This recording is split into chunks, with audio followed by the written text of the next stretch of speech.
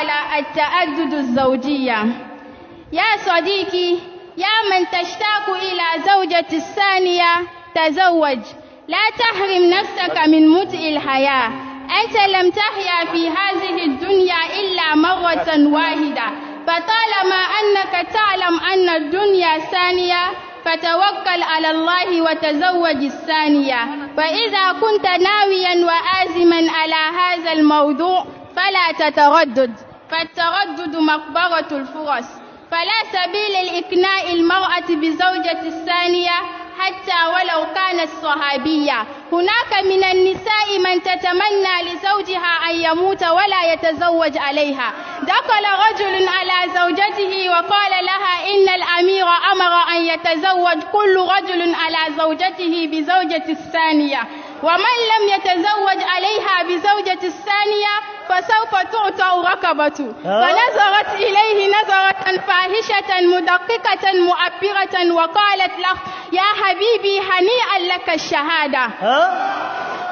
لماذا إذا تحدثنا عن موضوع تعدد الزوجات نتهم بأننا خرابين للبيوت، ونتهم بأننا همجيين والشهوانيين؟ أليس هذا مطلع الشرع؟ لماذا ندع رؤوسنا في التراب كالنعام؟ كفانا أيها الشيوخ من مجاملة النساء. نحن نتحدث عن غريزة موجودة في الذكور والإناث.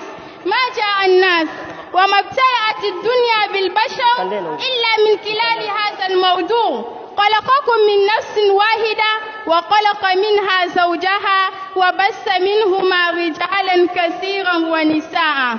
استطاع أعداء الإسلام أن يقنعون أن الزواج الثاني خيانة للزوجة الأولى. ما شاء الله. أنا لا أدري لماذا يرفض المجتمع عن موضوع تعدد الزوجات.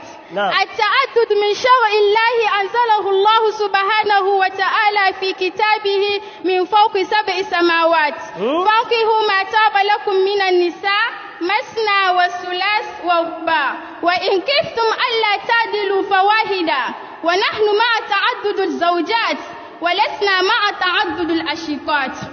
زين للناس حب الشهوات من النساء، وإن الرجل الذي لا يميل إلى النساء ناقص في رجولتي، مشكوك في فضولتي، متهم في غريزتي، ضعيف في إرادتي. والنساء كالبحر، كلما شربت منه